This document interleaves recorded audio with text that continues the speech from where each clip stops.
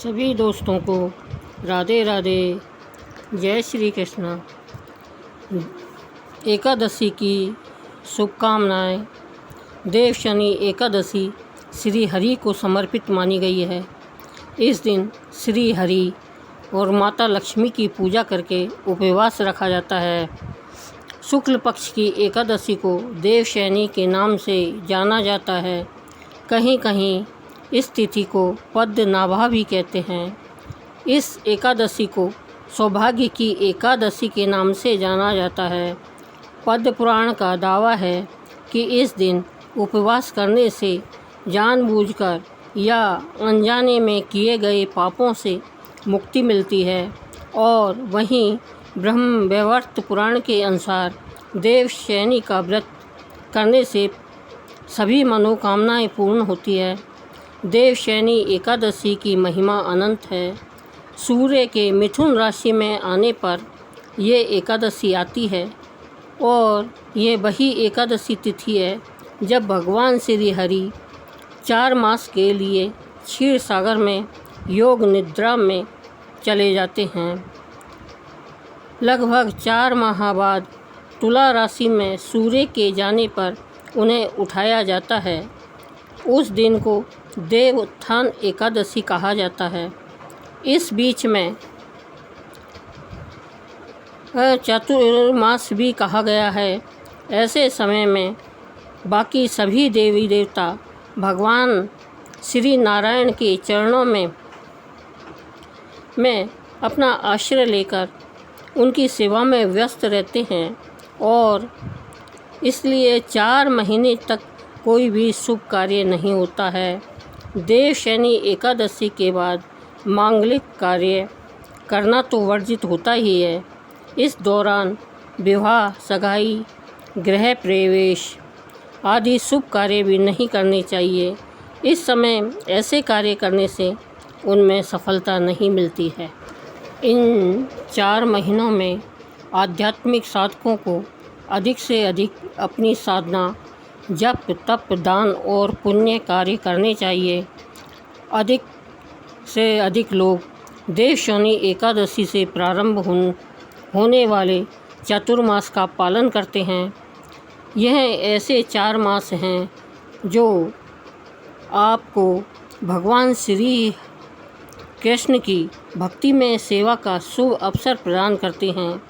ये ऐसे 4 मास भी हैं जिसमें यदि आपने थोड़ा सा भी प्रयास कर लेते हैं तो आपका खाता बहुत तेज़ रफ्तार से चलने लगता है। इन 4 महीनों में श्रावण मास, भाद्रपद मास, अश्वनी और कार्तिक मास का समावेश होता है। ये 4 महीने वर्षा ऋतु के महीने हैं। इसलिए इन 4 महीनों में हमें कुछ वस्तुओं का त्याग करना चाहिए। जैसे श्रावण मास में हरी पत्ते वाली सब्जियां, पालक, धनिया, सरसों, मेथी का त्याग करना चाहिए। भादो मास में दही और दही से बने पदार्थ को त्याग करना चाहिए। अश्विनी मास में दूध और दूध से बने पदार्थों का त्याग करना चाहिए। और कार्तिक मास में उड़द दाल व उड़द दाल से बने व्यंजन को भी त्याग करना चाहिए। शास्त्रों का मानना है कि चातुर्मास में किया गया जप, तप, पुण्य, दान उस व्यक्ति के 1 लाख गुना फल देता है। चातुर्मास देव शनि एकादशी से प्रारंभ करते हैं। इसी से इसे चातुर्मास माना जाता है। एकादशी का प्रारंभ समय 16 जुलाई 2024 दिन मंगलवार रात्रि 8:35 पर है। एकादशी तिथि की समाप्ति है वह 17 जुलाई 2024 दिन बुधवार को रात्रि 9:24 पर एकादशी तिथि की समाप्ति है। सूर्योदय के अनुसार 17 जुलाई को सभी भक्तगण बुधवार के दिन एकादशी का व्रत धारण करेंगे। द्वादशी की शुरुआत 17 जुलाई की रात्रि 9:05 पर है। द्वादशी की समाप्ति 18 जुलाई को रात्रि 8:45 पर है। द्वादशी की समाप्ति है। एकादशी का व्रत का पारण 18 जुलाई को किया जाएगा। 18 जुलाई गुरुवार के दिन पारण का जो समय होगा वह समय सुबह 5:35 से सुबह 8:31 तक है। अब व्रत का पारण किया जाएगा। 17 जुलाई को राहु काल का समय दोपहर 12:04 से दोपहर 1:45 तक होगा। 18 जुलाई को राहु काल का समय 1:45 से दोपहर 3:27 तक होगा। राहु काल के समय में शुभ कार्य नहीं किया जाता है, यह लाभप्रद नहीं होता है, इस बात का ध्यान रखिएगा। दोस्तों, एकादशी के दिन तुलसी का पूजा का बड़ा महत्व बताया गया है। एकादशी के दिन तुलसी की पूजा कैसे करें? घर पर तुलसी का पत्ता नहीं है तो एकादशी के दिन शालिग्राम भगवान की पूजा कैसे करें? तुलसी के भोग का क्या करें? कैसे हम एकादशी पर तुलसी की पूजा करें? दोस्तों, तुलसी हर घर में होती है। तुलसी का हर घर में बड़ा महत्व है। तुलसी को माँ लक्ष्मी का स्वरूप माना गया है। तुलसी की पूजा से घर में धन का आगमन होता है। माँ लक्ष्मी व श्री हरि की कृपा मिलती है। तुलसी की पूजा में कुछ विशेष सावधानी रखनी चाहिए।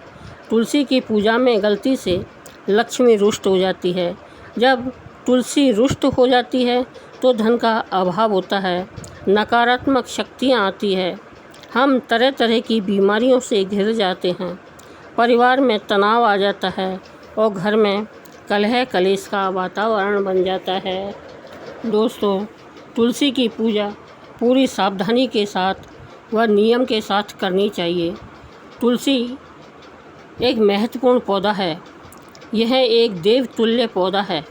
इसकी पूजा देवता के समान करना चाहिए, माँ लक्ष्मी के समान करना चाहिए। तुलसी की पूजा ऐसे ही करनी चाहिए जैसे हम माँ लक्ष्मी की तस्वीर की करते हैं। तो दोस्तों, एकादशी के दिन तुलसी में जल देना चाहिए या नहीं देना चाहिए? दोस्तों, आप एकादशी का व्रत करते हैं या नहीं करते हैं, तब भी तुलसी में जल नहीं देना चाहिए।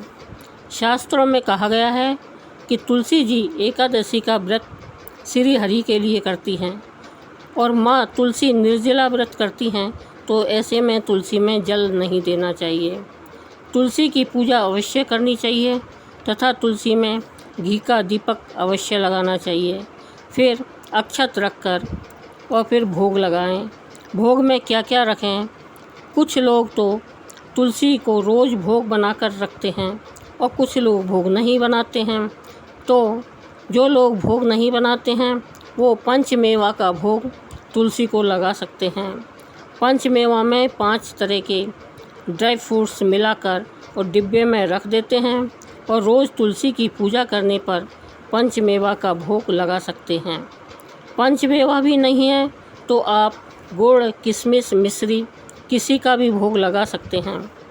जब भी आप भोग लगाएं, तुलसी के नीचे कोई पात्र रख लीजिएगा, उसी में भोग लगाइएगा। तुलसी में ऐसे ही भोग को न रखें। तुलसी रविवार को भी तुलसी में जल नहीं देना चाहिए। ऐसा कहते हैं कि रविवार को भी तुलसी निर्जला व्रत रखती है। चंद्र ग्रहण एवं सूर्य ग्रहण पर भी तुलसी को स्पर्श नहीं करना चाहिए और जल भी नहीं देना चाहिए। सूर्योदय से पहले व सूर्यास्त के बाद में तुलसी का पत्ता नहीं तोड़ना चाहिए। बिना स्नान किए भी तुलसी का पत्ता नहीं तोड़ना चाहिए। शुभ दिन व शुभ समय देखकर तुलसी का पत्ता तोड़कर रख लेना चाहिए। तुलसी का पत्ता कभी बासी नहीं होता है, इस बात का विशेष ध्यान रखिएगा। रविवार के दिन, एकादशी के दिन, द्वादशी को पत्ता नहीं तोड़ना चाहिए। चतुर्दशी के दिन भी पत्ता नहीं तोड़ना चाहिए और बाकी के दिनों में याद करके पत्ता तोड़कर रख लेना चाहिए। ये जिस तुलसी की हम पूजा करते हैं उसमें से पत्ते नहीं तोड़ने चाहिए। पत्ते तोड़ने के लिए 1 या 2 पौधे अलग से लगाने चाहिए। अगर आप तुलसी के पत्ते तोड़ना भूल गए हैं तो नीचे गिरे पत्तों को गंगा जल में धोकर शालिग्राम व भगवान को भोग लगाना चाहिए। और नीचे हरे पत्ते नहीं हैं तो तुलसी के सूखे पत्तों को गंगा जल से धोकर भगवान को अर्पण करना चाहिए, क्योंकि भगवान तुलसी के बिना भोग नहीं लगाते हैं। तुलसी का कैसा भी पत्ता नहीं है तो हम उन दिनों तुलसी का पत्ता तोड़ सकते हैं, लेकिन तुलसी को प्रार्थना करके पत्ता तोड़ना चाहिए। और तुलसी को प्रार्थना इस प्रकार करनी चाहिए कि हे तुलसी माता, हमको भगवान को भोग लगाने के लिए तुलसी का पत्ता चाहिए, तो आप कृपा करें। ऐसी प्रार्थना करते हुए उनके मंत्र का जाप करते हुए आप पत्ता तोड़ लें। ऐसा शास्त्रों में कहा गया है कि तुलसी विष्णु पूजा के लिए कभी मना नहीं करती हैं, तो आप तुलसी का पत्ता तोड़ सकते हैं। वैसे तो आप इस बात का ध्यान रखिएगा कि निषिद्ध दिनों में तुलसी का पत्ता न तोड़ना पड़े। अब बात करते हैं कि तुलसी को जो भोग लगाया जाए उसका हम क्या करें। तो जो तुलसी को भोग लगाया जाता है उसको आप स्वयं ग्रहण करें, परिवार के सभी सदस्यों को भी दे सकते हैं, इसमें कोई संशय नहीं है। तुलसी को माँ लक्ष्मी का स्वरूप माना गया है, तो जो हम तुलसी को भोग लगाते हैं उस भोग को हम स्वयं भी ग्रहण कर सकते हैं और हमारा परिवार भी ग्रहण कर सकता है।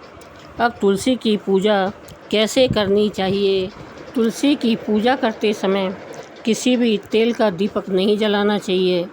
तुलसी में देसी घी का दीपक जलाइएगा और मंत्र जाप करिएगा और सूर्यास्त के बाद हाथ पैर धोकर स्वस्थ वस्त्र पहनकर उसके बाद आप तुलसी की पूजा करिएगा। पूजा में पुष्प चढ़ाइए, लाल चुनरी माँ तुलसी को अर्पण करनी चाहिए, फल का भोग लगाना चाहिए। तुलसी के नीचे बैठकर माँ तुलसी की पूजा करें। तुलसी के पास बैठकर तुलसी की माला से मंत्र जाप किया जाता है। तुलसी के पास साफ सफाई रखें। एक आसन बिछाकर तुलसी माला से जाप करें। जाप कम से कम 108 बार करें। तुलसी गायत्री मंत्र का जाप कर सकते हैं। ओम श्री तुलसी विद्महे विष्णु प्रिया धीमहि तन्नो वृंदा प्रचोदयात्। इस तरह मंत्र का जाप करें। कम से कम एक माला का जाप अवश्य करना चाहिए। इस तरह विधिवत तुलसी की पूजा करें। दोस्तों, अब हम आपको एक प्रयोग बताना चाहते हैं। यह एक चमत्कारी प्रयोग है। आपके मन में अगर कोई कामना हो तो जब श्री हरि के साथ आप तुलसी की पूजा करें तो तुलसी के पास बैठकर मन में जो कामना है वह शीघ्र ही पूर्ण हो जाती है। आप पूजा करते समय तुलसी में श्री हरि का कोई भी विग्रह रख सकते हैं। उससे के बाद में आप पूजा करें। उससे तुलसी की में जो आप कामना बोलते हैं वो श्री हरि जल्दी सुन लेते हैं और आपके मन में कोई भी कामना हो सकती है वह शीघ्र ही पूर्ण हो जाती है। आपके मन में शादी की, धन की, संतान की जो भी कामना है तुलसी के नीचे बैठकर बोल दें। उसी दिन से आपकी कामना पूरी होने की प्रक्रिया शुरू हो जाती है। तुलसी की पूजा करते समय तुलसी में शालिग्राम भगवान का विग्रह रखना चाहिए और अगर शालिग्राम भगवान नहीं है तो श्री हरि का कोई भी विग्रह हम तुलसी के पौधे के साथ रख सकते हैं। तुलसी की पूजा करते समय जो भी मनोकामना बोली जाती है वह श्री हरि का विग्रह रखने से मनोकामना जल्दी पूरी होती है, क्योंकि माँ तुलसी माता लक्ष्मी का स्वरूप है और माँ तुलसी के सामने बोली गई मनोकामना भगवान जल्दी सुनते हैं और जल्दी ही उस मनोकामना को पूरी करते हैं। दोस्तों, एकादशी का व्रत निर्जला किया जाता है। अगर निर्जला आप नहीं रख सकते हैं तो कोई बात नहीं, आप फलाहार भी ले सकते हैं। फलाहार में आप कोई भी फल ले सकते हैं जो सीजन के हों, और सिंघाड़े का आटा का हलवा भी बना सकते हैं। दोस्तों, यदि किसी ने भूलवश एकादशी पर चावल खा लिया हो तो वो द्वादशी के दिन भी चावल खाकर उस दोष को दूर कर सकते हैं। अगर एकादशी पर चावल नहीं भी खाया हो तो भी द्वादशी को चावल और मूंग की खिचड़ी बनाकर भगवान को अर्पण करके तुलसी का पत्ता डालकर और उसे ग्रहण करते हैं। इस प्रकार एकादशी का व्रत पूर्ण होता है। दोस्तों, एकादशी का व्रत 3 दिन तक किया जाता है। दसवीं को दोपहर एक समय भोजन किया जाता है, एकादशी को फलाहार किया जाता है और द्वादशी को व्रत का पारण किया जाता है। इस तरह एकादशी का व्रत विधि विधान से करने से पर एकादशी का फल ज़्यादा मिलता है। द्वादशी में पारण सात्विक होना चाहिए। पारण में लहसुन, प्याज, मैसूर की दाल या कोई अन्य मांसाहारी नहीं होना चाहिए।